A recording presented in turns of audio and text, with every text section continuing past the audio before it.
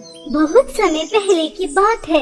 रामपुर नामक गांव में दो बहनें संध्या और काजल अपने माता पिता के साथ रहती थी। संध्या बहुत ही ज्यादा सुंदर थी।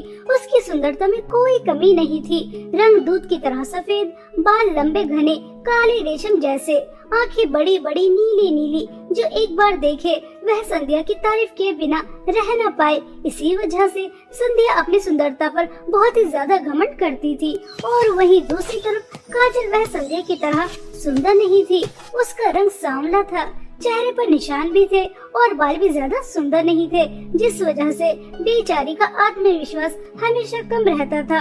और सोने पर सुहागा संध्या उसे हमेशा खरी खोटी सुनाती रहती, अपने साथ कहीं नहीं लेकर जाती, जिस वजह से काजल और भी ज्यादा दुखी रहती थी। बाहर तो उसे दुत्कारा ही चलता था, घर में बहन भी उसे पसंद नहीं करती थी। ऐसे ही समय बीत रहा था। काजल संध्या से बड़ी थी, इसलिए कमला पहले अपनी बड़ी बेटी की शादी करवाना चाहती थी। लेकिन जो भी कोई काजल को देखने आता, उसका रंग रूप देखकर मना कर देता और संध्या के लिए रिश्ता मांग लेता, जिस वजह से काजल के माता पिता और भी ज्यादा परेशान रहने लगते थे। ऐसे ही एक दिन कमला अपनी दोनों बेटियों के साथ शॉपिंग करने जाती है। तभी कमला को उसकी दूर की रिश्तेदार मिलती है, जिसे देखकर कमला कहती है, अरे सुरेखा बहन, अच्छा हुआ कि तुम मुझे मॉल में ही मिल गई। मैं तुम्हें फोन ही करने वाली थी। आप अपनी नंद की बेटी का रिश्ता बता रही थी ना, तो आप काजल के लिए बात चलाइए ना। देखो कमला बहन, मैं अपने नंद के बेटे के लिए काजल के लिए बात तो चला नहीं सकती। वह कहाँ इतना हैंडसम बिजनेसमैन और कहाँ आपकी बेटी काली कलूटी बदसूरत। कोई क्यों आपकी बेटी काजल को अपने घर की बहू बनाएगा? जो भी इसे लेकर जाएगा अपनी नसीब ही फोड़ेगा, अपने घर में अंधेरा ही करेगा। सबको तो संध्या बेटी जैसी बहू चाहिए। देखो तो कितनी ज्यादा सुंदर है। अगर कहो तो मैं संध्या के लिए तो बात चला सकती हूँ, बहुत अमीर है, आपकी बेटी ऐश करेगी ऐश। नहीं नहीं सुरेखा बहन, संध्या काजल से छोटी है और जब तक काजल के लिए अच्छा वर नहीं मिल जाता, तब तक मैं संध्या के बारे में सोच भी नहीं सकती।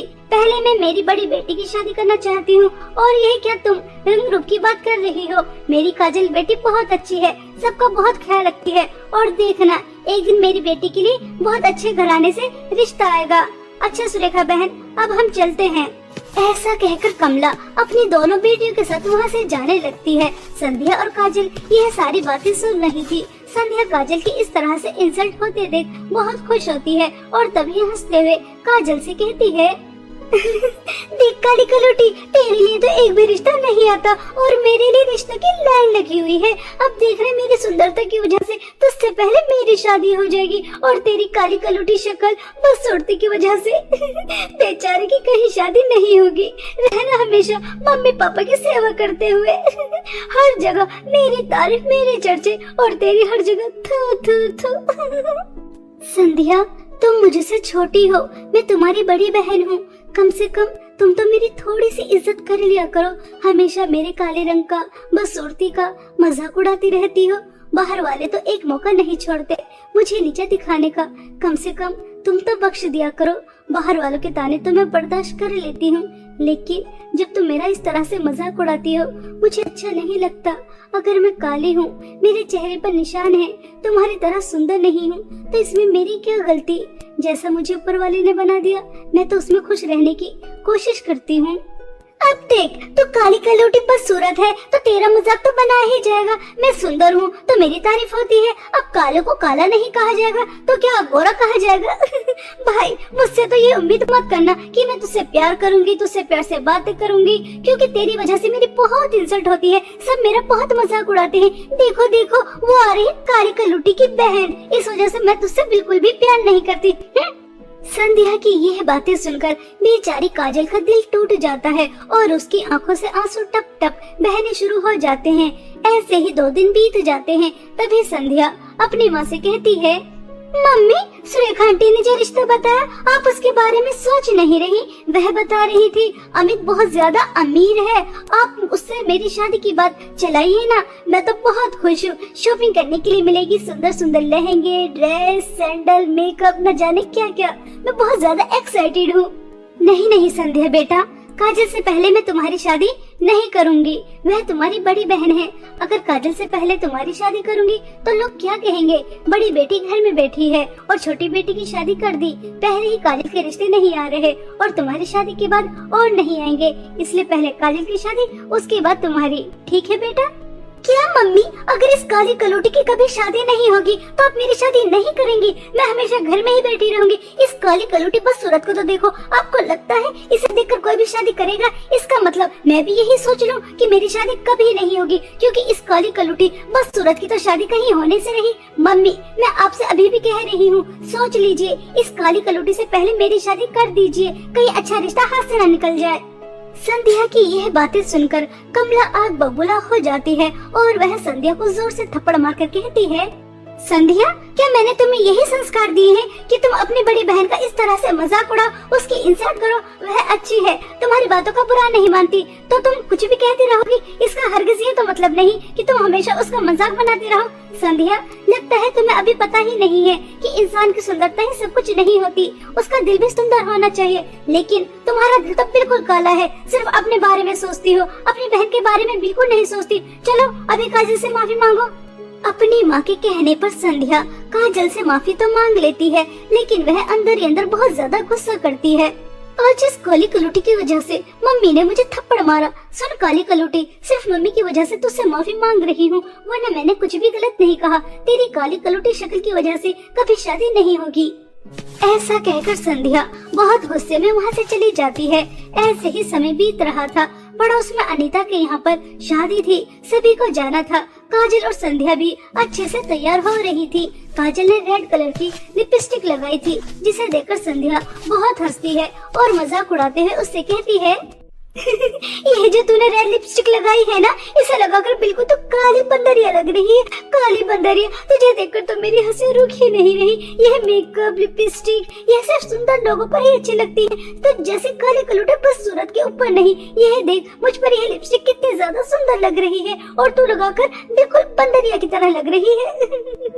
संध्या, तुम हमेशा मेरे साथ ऐसा क्यों करती हो? मैं जब भी मेकअप करती हूँ, लिपस्टिक लगाती हूँ, नील पॉलिश लगाती हूँ, तुम हमेशा मेरा इसी तरह से मजाक उड़ाती हो। मुझे भी तो सजने संवरने का हक है। अगर मैं काली हूँ तो क्या मैं लिपस्टिक नहीं लगा सकती, मेकअप ना करूँ? मेरा दिल भी चाहता है कि मैं भी तुम्हारी तरह मेकअप करूँ, सुंदर लगूं, लेकिन तुम हमेशा मेरा आत्मविश्वास कम कर देती हो। अगर तुम कहती हो कि लिपस्टिक मुझ पर अच्छी नहीं लग रही तो ठीक है, मैं नहीं लगाती। ऐसा कहकर बेचारी काजल वह लिपस्टिक चटा देती है। संध्या फिर बेचारी काजल का आत्मविश्वास को ठेस पहुंचाती है, उसको याद दिलाती है कि वह काली है, उसे हक नहीं है अच्छे दिखने का। दोनों बहनें अपनी माँ के साथ शादी में चली जाती हैं और शादी में भी बेचारी काजल का बहुत ज्यादा मजाक उड़ाया जाता है। संध्या की कुछ दोस्त मिलकर उसका बहुत मजाक उड़ाती हैं। संध्या यार, ये काली कलूटी बदसूरत दिखने वाली क्या तुम्हारी सगी बहन है? कहीं से लगता नहीं है। तुम कहाँ परियों की तरह सुंदर और ये कहाँ कोयले से निकली काली कलूटी, काली कोयल, बंदरिया। वैसे संध्या, तुम्हें एक एडवाइस दूं, तुम अपनी इस काली कलूटी बहन से जरा दूर ही रहा करो, कहीं इसका काला साया तुम्हें भी अपने रंग में न रंग ले। वैसे संध्या, तेरे लिए तो रिश्तों की कोई कमी नहीं होगी, एक से बढ़कर एक होगा। तो तू कब कर रही है शादी, जरा हमें बता तो। जब तक मनहूस साया इसका हमारे घर पर रहेगा तब तक मेरी शादी तो होने से रही। पता नहीं अपनी काली कलूटी शक्ल लेकर कहीं मर क्यों नहीं जाती। मर जाए तो बेहतर ही रहेगा, मम्मी पापा को भी सुकून मिलेगा। इसकी वजह से 24 घंटे टेंशन में रहते हैं और इसकी मनहूस साया की वजह से मेरी भी शादी कहीं नहीं हो रही। इस तरह से संध्या अपने दोस्तों के साथ मिलकर काजल का मजाक उड़ा रही थी, उसे भला बुरा कह रही थी। यह सब सुनकर काजल से बर्दाश्त नहीं होता और वह शादी छोड़कर बाहर आ जाती है और बहुत ज्यादा फूट फूट कर रोती है। संध्या बिल्कुल सही कह रही है, मेरी वजह से मम्मी पापा कितने ज्यादा परेशान हैं, हमेशा दुखी रहते हैं कि उनकी बड़ी बेटी की कहीं शादी नहीं हो रही। हर कोई मेरा रंग देखकर मुझे रिजेक्ट करके चला जाता है और मेरी वजह से मम्मी पापा संध्या की भी शादी नहीं कर रहे। संध्या ने सही कहा, मुझे मर ही जाना चाहिए। मैं मर जाऊंगी तो सारी परेशानी दूर हो जाएंगी, ना मैं रहूंगी और ना ही मेरा वजूद और ना ही कोई मेरे रंग रूप का मजाक उड़ाएगा और ना ही मम्मी पापा टेंशन में आएंगे। संध्या भी खुश रहेगी। अगर मेरे मरने से सबको खुशी मिलती है तो इससे बेहतर क्या है, मुझे मर ही जाना चाहिए, यही ठीक रहेगा। ऐसा सोचकर काजल मरने का प्लान बना लेती है और वह चारों तरफ नजर दौड़ाती है तो उसे एक कुआं नजर आता है और वह वहां जाकर अपने माता पिता को संध्या को याद कर कर बहुत रोती है और अपनी जिंदगी खत्म करने का फैसला ले लेती है। और जैसे ही कूदने वाली होती है तभी उसे नदी के अंदर एक हिरण डूबता हुआ नजर आता है। काजल मरने से पहले उस हिरण की जान बचाना चाहती थी और वह नदी में जाती है और उस हिरण को बचाकर ले आती है। तभी वह हिरण काजल से कहता है, तुम बहुत अच्छी हो, तुमने मेरी जान बचाई, लेकिन तुम इतनी दुखी क्यों हो? हिरण के इतना कहते ही काजल उसे अपनी आप बीती बताती है, जिसे सुनकर हिरण काजल से कहता है, अरे काजल, तुम्हें दुखी होने की क्या जरूरत है? मैं तुम्हें जादुई सोने और चांदी के लिपस्टिक के कुएं के बारे में बताता हूँ। यह सामने वाला कुआं है, तुम्हें नजर आ रहा है? यह जादुई सोने और चांदी के लिपस्टिक का कुआं है। तुम वहाँ जाकर खड़ी हो जाओ और अपनी आंखें बंद कर कर 3 बार ये कहना, ये जादुई सोने और चांदी के लिपस्टिक के कुएं, मुझे तुम्हारी जादुई लिपस्टिक की जरूरत है।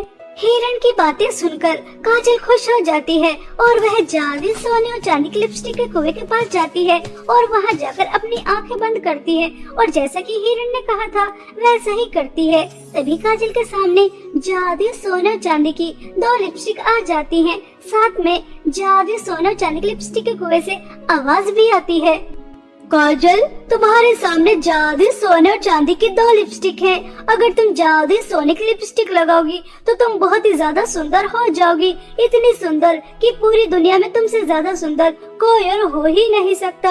और अगर तुम जादुई चांदी की लिपस्टिक लगाओगी तो तुम्हें सुंदरता नहीं मिलेगी, बल्कि तुम मेरे कुएं के अंदर आ जाओगी और यहाँ पर लोगों को तुम्हारी सेवा की जरूरत है। मेरी दुनिया में एक सच्चे दिल और अच्छी लड़की की जरूरत है जो उन लोगों की सेवा कर कर उनकी जान बचा सकती है। अब तुम्हारे हाथ में है कि तुम्हें सुंदरता चाहिए या फिर अपनी सेवा से मेरी दुनिया के लोगों की जान बचाना चाहती हो। जादुई सोने चांदी के लिपस्टिक के कुएं, मुझे सुंदरता की बहुत ज्यादा जरूरत है। मेरे रंग रूप का सब बहुत मजाक उड़ाते हैं, इसलिए मैं अपने आप को खत्म करने यहाँ आई थी। लेकिन अब मैं ऐसा नहीं करूँगी। मैं आपकी दुनिया में आकर आपके लोगों की सेवा करूँगी। अगर मेरी वजह से लोगों की जिंदगी बच जाती है तो इससे अच्छी बात क्या हो सकती है। मैं जादुई चांदी की लिपस्टिक लगाकर आपकी दुनिया में आ रही हूँ। ऐसा कहकर काजल जादुई चांदी की लिपस्टिक लगा लेती है और जैसे ही काजल जादुई चांदी की लिपस्टिक लगाती है तो वह बहुत ही ज्यादा सुंदर हो जाती है।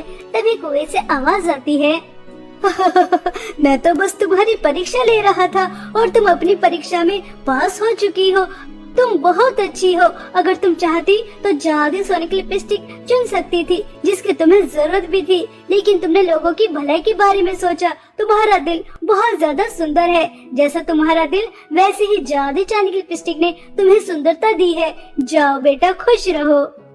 काजल कुएं की बातें सुनकर खुश हो जाती है और जादुई चांदी की लिपस्टिक लेकर घर आ जाती है। काजल को इतना ज्यादा सुंदर देखकर संध्या के होश उड़ जाते हैं। काजल अपनी माँ और संध्या को जादुई सोने और चांदी की लिपस्टिक के कुएं के बारे में बताती है, जिसे सुनकर कमला तो बहुत ज्यादा खुश हो जाती है और संध्या मन ही मन में सोचती है, ये काजल की बच्ची तो मुझसे भी ज्यादा सुंदर हो गई।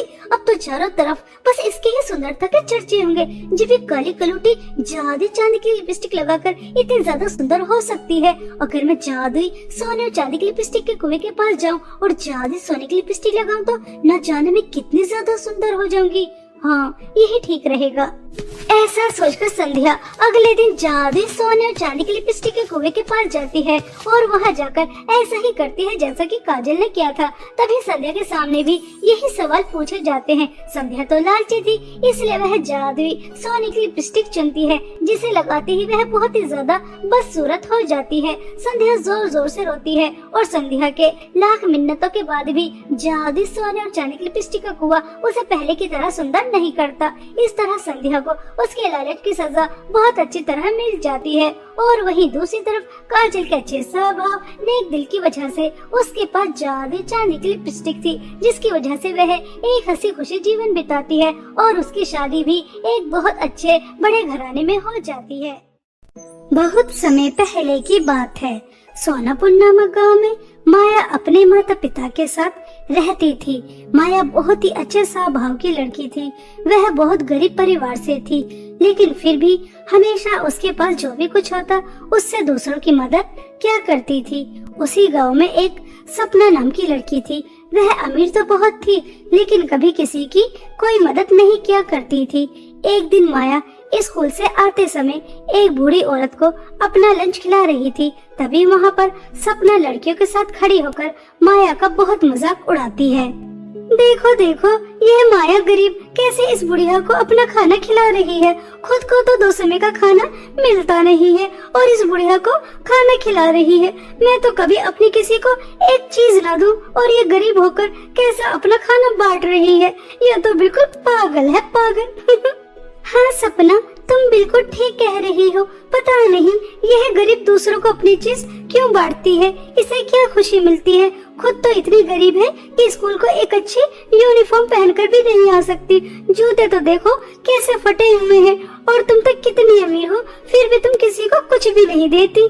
तुम्हें पता है, इसलिए तो मैं अमीर हूँ कि मैं कभी किसी को कुछ नहीं देती। अगर मैं ऐसी ही चीजें बांटती रहूँ तो मैं इस माया की बच्ची की तरह गरीब नहीं हो जाऊंगी।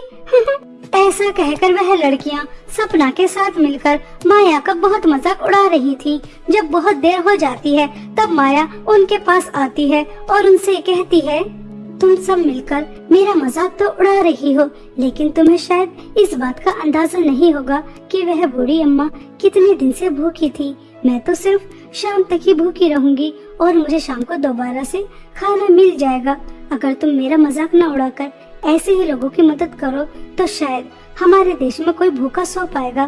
तुम्हें तो अपने अमीर होने का घमंड ही बहुत है। तुम लोगों को लगता है अगर तुम किसी को कुछ दोगी तो वह तुमसे चला जाएगा, लेकिन तुम्हें इस बात का पता नहीं कि दूसरों की मदद कर कर कितनी खुशी मिलती है, आत्मा को कितना सुकून मिलता है। नहीं नहीं, हमें ऐसा सुकून नहीं चाहिए जिसकी वजह से हमारी धन दौलत कम हो जाए। हमें अपनी धन दौलत से बहुत प्यार है, हमें तेरी तरह गरीब नहीं होना। ऐसा कहकर सपना वहाँ से चली जाती है।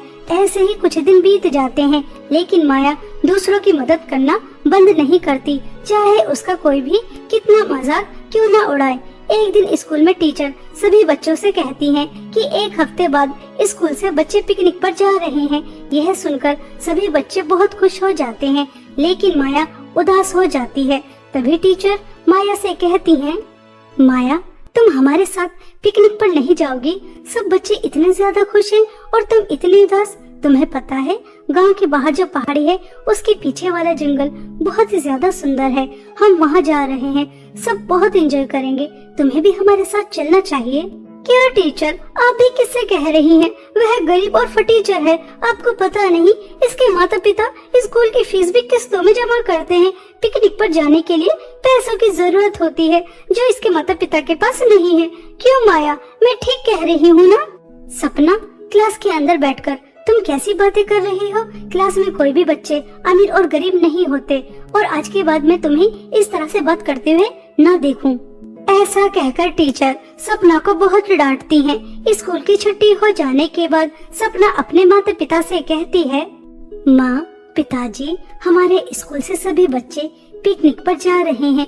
5,000 रुपए की जरूरत है, लेकिन मुझे पता है आपके पास 5,000 रुपए नहीं होंगे, इसलिए मैं पिकनिक पर नहीं जाऊंगी।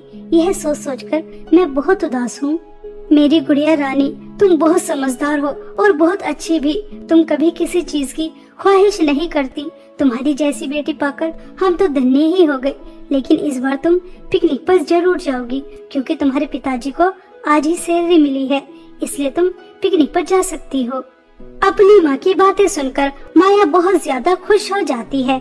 ऐसे ही एक हफ्ता बीत जाता है और सभी बच्चे पिकनिक पर चले जाते हैं। सब बच्चे और माया वहाँ पर बहुत एंजॉय करते हैं। शाम हो जाने के बाद सभी बच्चों का जाने का समय हो जाता है। सभी बच्चे बस में बैठ जाते हैं, लेकिन सपना और माया जंगल में कहीं गुम जाती हैं। टीचर दोनों को बहुत ढूंढती हैं, लेकिन वो नहीं मिलती। वहीं दूसरी तरफ सपना और माया एक मायावी जंगल में फंस जाती हैं। वहाँ उन दोनों को दो जादुई रास्ते नजर आते हैं। एक रास्ता सोने का था और दूसरा रास्ता चांदी का था। दोनों दुविधा में फंस जाती हैं कि बाहर जाने का रास्ता कौन सा है। तभी माया सपना से कहती है, सपना, हमारे माता पिता और टीचर हमारे लिए कितना परेशान हो रहे होंगे। हमारे सामने सोने चांदी के रास्ते हैं और समझ नहीं आ रहा हम बाहर कैसे जाएंगे। माया ऐसा कह ही रही थी, तभी दोनों जादुई सोने चांदी के रास्ते पर एक जादूगरनी आ जाती है और वह सपना और माया से कहती है, तुम दोनों का मेरे मायावी जंगल में बहुत बहुत स्वागत है। तुम्हारे सामने दो जादुई सोने चांदी के रास्ते हैं। चांदी के रास्ते पर तुम्हें एक बूढ़ी औरत मिलेगी जो तुम्हें बहुत सारी ज्ञान की बातें बताएगी, जिससे तुम्हें जिंदगी जीने में आसानी होगी। लेकिन तुम्हें उस बूढ़ी औरत की बहुत सेवा करनी होगी और तुम्हें वहाँ से कुछ भी नहीं मिलेगा। और सोने वाले रास्ते पर तुम्हें बहुत सारी धन दौलत मिलेगी। अब तुम दोनों के हाथ में है कि तुम क्या चुनती हो, धन दौलत या फिर ज्ञान की बातें। जादूगरनी, ज्ञान की बातें कौन चुनता है, और मैं उस बुढ़िया की सेवा क्यों करूंगी और वहाँ से कुछ मिलेगा भी नहीं। इसलिए मैं तो सोने का जादुई रास्ता चुनती हूँ। मुझे बहुत सारी धन दौलत चाहिए और मेरे पास पहले ही बहुत सारी धन दौलत है, और जादुई सोने के रास्ते पर जाकर और भी ज्यादा धन दौलत मिल जाएगी, जिसकी वजह से मैं बहुत अमीर हो जाऊंगी और पूरी दुनिया घूमूंगी। मैं तो बहुत एंजॉय करूंगी। जादूगरनी जी, मैं तो जादुई चांदी वाला रास्ता चुनती हूँ और मैं उन बूढ़ी अम्मा से बहुत सारा ज्ञान प्राप्त कर कर लोगों को सही रास्ता दिखाऊंगी, और मैं उन बूढ़ी अम्मा की सेवा भी करना चाहती हूँ और उनकी सेवा कर कर पुण्य कमाऊंगी। जादूगरनी जी, आपको पता है, मुझे हमेशा मेरे माता पिता ने सिखाया है कि कभी भी धन दौलत का लालच नहीं करना चाहिए, क्योंकि लालच बुरी बला होती है। हम ज्ञान से भी धन दौलत कमा सकते हैं और अपनों से बड़ों की सेवा कर कर पुण्य मिलता है।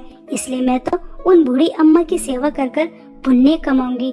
इसलिए मैं जादुई चांदी वाले रास्ते पर जाना चाहती हूँ। ठीक है, अब तुम दोनों अपने अपने जादुई रास्ते पर जा सकती हो। इतना कहकर जादूगरनी वहाँ से गायब हो जाती है और दोनों अपने अपने जादुई रास्ते पर चली जाती हैं। तभी माया को जादुई चांदी वाले रास्ते पर वह बूढ़ी औरत मिलती है और वह माया से कहती है, बेटा, मैं इतने सालों से किसी का इंतजार कर रही थी कि कोई तो आए जो जादुई चांदी वाला रास्ता चुने, लेकिन किसी ने भी आज तक जादुई चांदी वाला रास्ता नहीं चुना। तुम पहली लड़की हो जो ज्ञान की बातें और मेरी सेवा करने के लिए तैयार हो गई।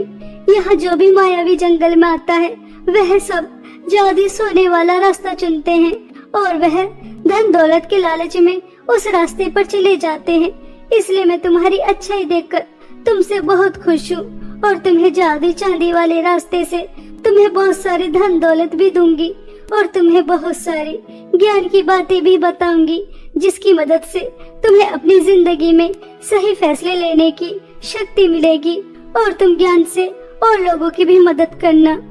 ऐसा कहकर वह बूढ़ी औरत माया को बहुत सारी ज्ञान की बातें बताती हैं और उसे बहुत सारी धन दौलत भी देती हैं। ज्ञान और धन दौलत पाकर माया बहुत ज्यादा खुश थी। वहीं दूसरी तरफ सपना जादुई सोने वाले रास्ते पर चलकर धन दौलत की तलाश कर रही थी, लेकिन वहाँ पर कुछ भी नहीं होता, बल्कि वहाँ पर एक चुड़ैल आ जाती है और वह चुड़ैल सपना से कहती है, तुमने जादुई सोने का रास्ता चुना है, तुमने धन दौलत का लालच किया है, तुम्हें पता होना चाहिए लालच बुरी बला होती है और तुम अपने लालच में बुरी तरह से फंस चुकी हो, इसलिए तुम्हें यहाँ पर कैद किया जाता है। अब तुम मेरी कैद से बचकर कहीं नहीं जा सकती। अब मैं तुम्हारी बलि चढ़ाऊंगी। चुड़ैल, चुड़ैल मुझे छोड़ दो, मैं अपने घर जाना चाहती हूँ। अगर तुम्हें धन दौलत चाहिए तो मैं तुम्हें अपनी सारी धन दौलत दे दूंगी, लेकिन मुझे मेरे घर जाने दो, मुझे छोड़ दो, मुझे छोड़ दो। ऐसा कहकर सपना चुड़ैल के सामने बहुत गिड़गिड़ाती है। वह अपनी सारी धन दौलत भी चुड़ैल को देने के लिए तैयार हो जाती है, लेकिन चुड़ैल सपना को अपने कैद में कर लेती है। सपना को अपनी कैद से बाहर नहीं जाने देती। सपना को उसके लालच का फल मिल जाता है और वहीं दूसरी तरफ माया को उसकी अच्छाई का फल मिल जाता है। माया ने धन दौलत का लालच नहीं किया था, उसने ज्ञान और बूढ़ी औरत की सेवा चुनी थी, जिसकी वजह से आज माया जादी चांदी वाले रास्ते की धन दौलत की वजह से अपने साथ साथ और अनाथ बच्चों की जिंदगियों में भी खुशियाँ लेकर आती है और खुद भी अपने माता पिता के साथ एक हंसी खुशी जीवन बिताती है।